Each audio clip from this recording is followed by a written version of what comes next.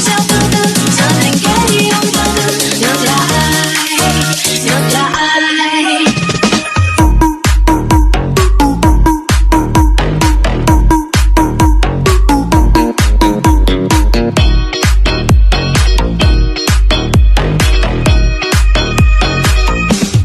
Ngược lại.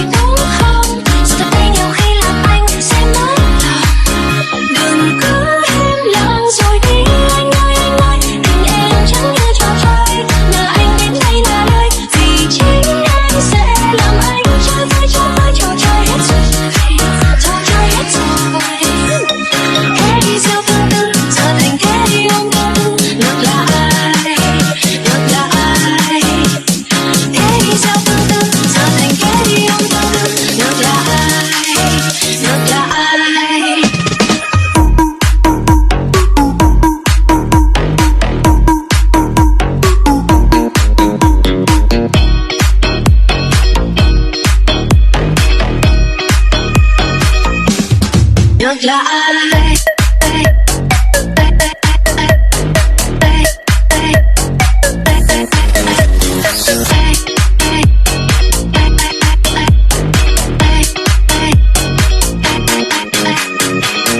Ông bà ta nói đâu có sai đâu anh à, kể cướp xe gặp bà già sẽ cho biết là. Ông bà ta nói đâu có sai đâu anh à, đời anh đi sau tên ta rồi anh thấy ta.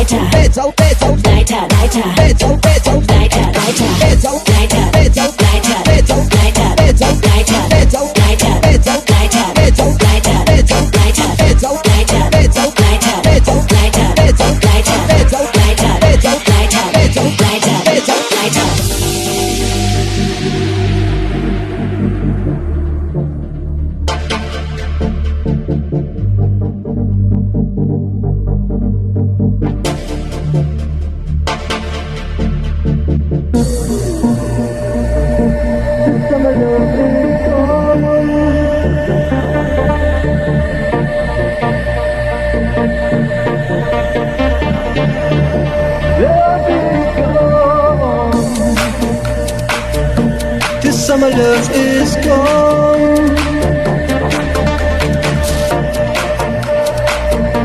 This love was melting in the sun.